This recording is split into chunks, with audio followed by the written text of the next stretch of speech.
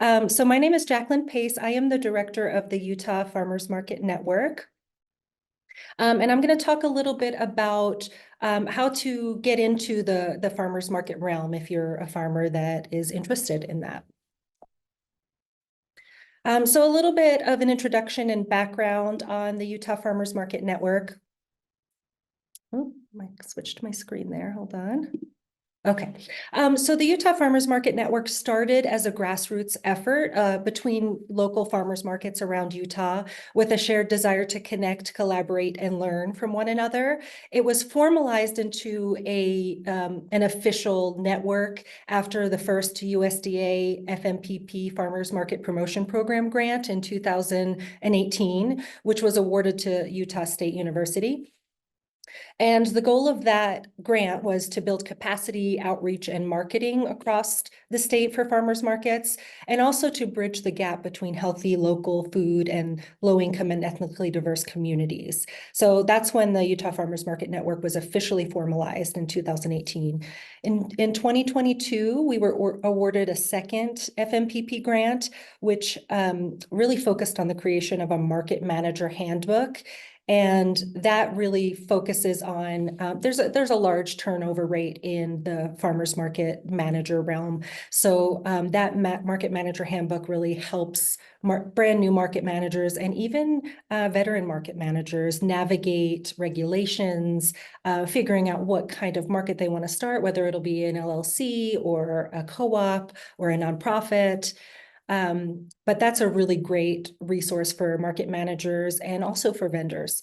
And there was a targeted marketing campaign for National Farmers Market Week, which is the first full week in August every year. And then we started a statewide data collection effort. So we're right now going into the third year of a statewide data collection effort.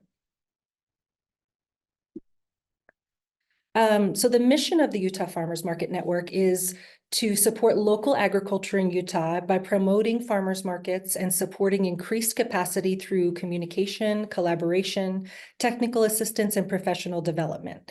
We offer one-on-one support for market managers and vendors. We often get emails, calls from vendors who are looking for the closest market to them and information on how to become a vendor at that market. So we really do supply support for vendors as well, a majority of which are agricultural vendors.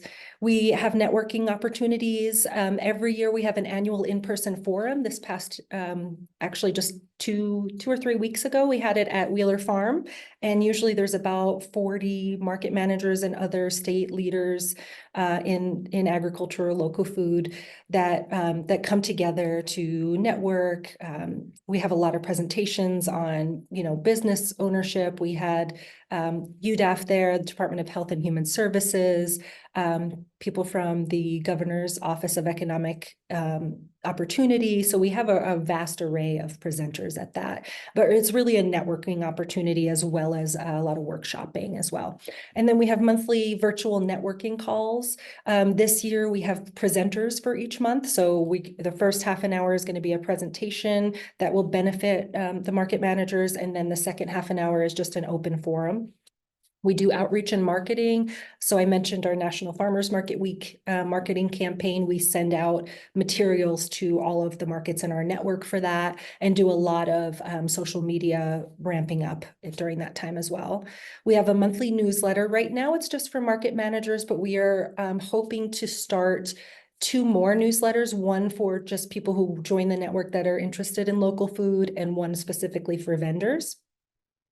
We have Facebook and Instagram pages that we post on 3 times a week. And then we have Google group listservs for market managers, vendors, and just local food and goods advocates. And then the resources we provide are mainly the Market Manager Handbook and the statewide market directory, which lists all the markets in the state, as well as the times that they're open, their contact information, what kinds of things they offer, as far as parking, or if there's shade, if there's bathrooms available, all of those sorts of things. So here's some of the impacts of Utah's farmers market. So this is data from 2023. These are the amounts that we got from Department of Health and Human Services who run these programs, the SNAP, Double Up Food Bucks, Produce, our prescription, and senior farmers market nutrition programs. Those are the four main programs that the Department of Health and Human Services runs in conjunction with farmers markets. And as you can see, SNAP redeemed just at farmers markets in Utah in 2023 was almost $200,000. So it's really a large revenue stream going through farmers markets. And SNAP can only be used for food items. Double Up Food Bucks is really just agricultural items. So that's, it could be honey, and then mostly produce. But we had $140,000 go through farmers markets in 2023. The produce prescription programs and senior farmers market prescription programs, or sorry, senior farmers market nutrition programs have, a little bit smaller, but those are smaller programs. And we still had quite a large percentage of the annual rate of use going through our farmers markets throughout Utah. So this is some data that we collected in 2023 at 3 different farmers markets across the state: the downtown Salt Lake City Farmers Market, Wheeler's Farm Farmers Market, and the Carbon Emery Farmers Market. And as you can see, vendors reported an average of between $2,000 and $18,000 in season sales. Seasons generally run May through October, but some markets like the downtown Salt Lake Market and Wheeler Farm, they're open year round. So there is, some variance there depending on how long the market season is for each market. But even a small market like the Carbon Emery Farmers Market, a $2,000 season sale is, that generally has much smaller attendance, and they're much smaller markets. So you can see that there's a large array of vendor sales there. We can see that customers spends anywhere between $7 to $10 per visit. We can see that $2,000 to $43,000 worth of food was distributed to low-income households through the state nutrition incentive programs. And we just collected a lot of different data that we then used to, we gave back to the community. So we printed these out, we put these on social media, we published them through USU. So all of this data is available to the public, and as well as to farmers markets, vendors, legislators who are really making decisions at the state level about regulations and access and opportunity for farmers markets. And as far as we know, we're the only organization collecting this kind of data on farmers markets throughout the state. So it's really very important data. So the impacts of Utah's farmers markets, we see that they help build community, they stimulate local economies, they support local businesses, increase access to healthy foods, support small businesses, and support gender equality. So this is all the data that we collected in the first year of our data collection. We kind of aggregated it and figured out what the trends in that data were. So this really directly relates to the last slide. And all of this is available on our website, as well as our social media. Last year, we collected data at 6 farmers markets: Farmers Market Ogden, Downtown Salt Lake, Wheeler Farm, Murray Park, Carbon and Emery, and the Downtown Farmers Market in St. George. So we know that there are about 46 markets throughout the state. We chose 3 of them to do in the first year, 6 in the second year, and then we'll do 9 starting this summer.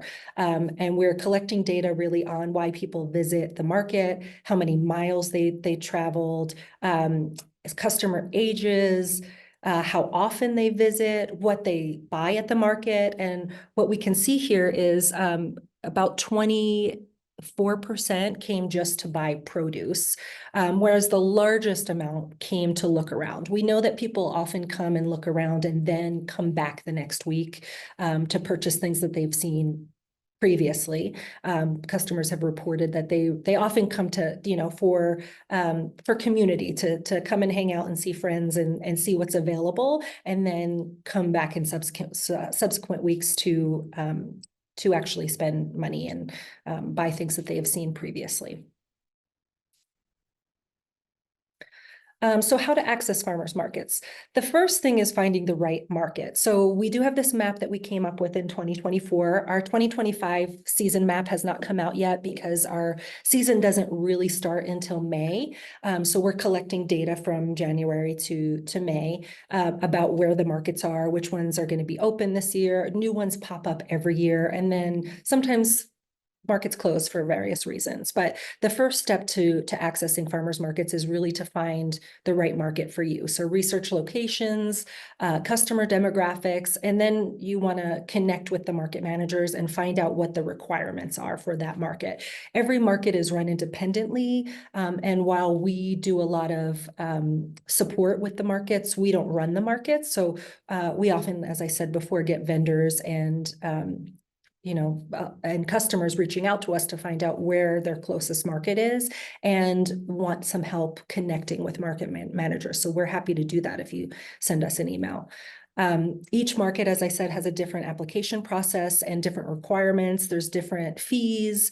There's licensing and permits that you have to look into, such as cottage food laws, health department regulations, and then you have to think about insurance. Some markets provide insurance for their vendors, and some require that they come with their own insurance. So it really depends on the market, but we often help vendors navigate that. And what I often tell people when they're starting out is to find a smaller market, because the larger markets tend to have a lot more rules and regulations and often higher vendor fees as well. So starting with a small market in your area is, I would suggest, is the way to go if you're just starting to sell in farmers markets. The next thing to consider when preparing for market success is product display and branding. So you want to think about how to set up your booth, what kind of signage you want. Do you want things to be handwritten, or do you want them to be printed out? Do you want it to look more professional or more homemade? You really have to think about what your customer base is and what they might be attracted to. So think about signage and customer engagement. That's a huge part of working at a farmer's market. Vending at a farmer's market is engaging with customers. People like to shop at farmer's markets because they like to know their grower and they like to hear their stories. So you might want to think about, what kind of story are you going to tell about your farm or your business? You also want to think about pricing strategies and seasonal planning. So have an idea of, how much you want to sell things for. Are you going to do it by prepackaged? Are you going to do it by weight?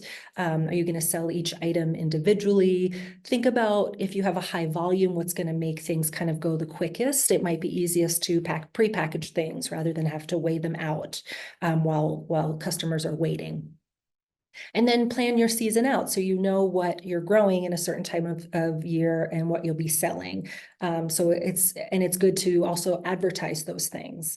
So setting up a social media and advertising what you're growing and what you're selling, or when certain things are going to be in season, because what we find is people don't actually know what's in season. A lot of times people are just used to going to the grocery store where they can get anything at any time of year. So we really recommend that you do some customer education around, this is why these things cost as much as they do. And this is what we're growing at this time of year. This is what's available, because they don't really know what the growing season is.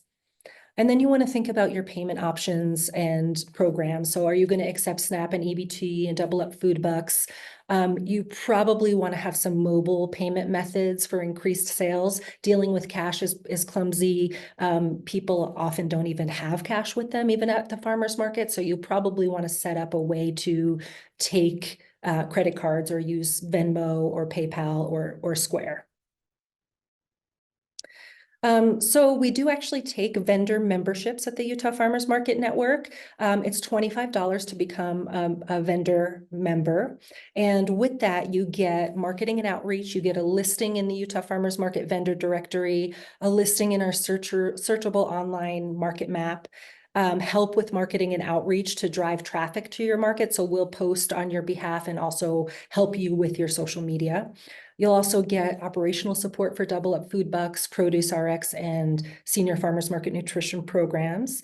You'll get access to the vendor and market manager listservs where you get to connect with other vendors and market managers, and assistance in finding and applying for grant funding and other financial support. So if you scan this QR code here, it will take you to our membership page on our website and tell you all about membership, and the application is on there as well. So resources and support for farmers, the main ones that we have right now are the Market Manager Handbook, which I mentioned before, and it really is a resource for market managers, but vendors, I think, will find out a lot about the market landscape through this handbook. It is available on our website. So I know that this presentation will be put up on the website, and this is a clickable link here, but I can also put that in the chat. We also have our statewide market directory, which is a great place for you to start to find which markets are in your area, as well as what time of year they run. You'll get access to and help with Utah agricultural grants and funding opportunities, marketing assistance. And we actually are right now applying for another USDA grant, FMPP grant, to create a specific vendor handbook. So we've applied from the Western Sustainable Agriculture Research and Education Organization for an agricultural vendor handbook, and we'll find out next month whether we got that grant. And then at the end of May, we're going to be putting in another application for an FMPP grant. And so we are looking for vendors to work with on that if we do get funded. But this will be like the Market Manager Handbook, except it'll be specific to vendors. So that will be a great resource for our state if we're able to get funding for that. All right, so here's information, the QR code again to become a member of the Utah Farmers Market Network. And I'll leave some time for questions. My contact information is on there, so our website, and then you're welcome to call or text me, send me an email with any questions.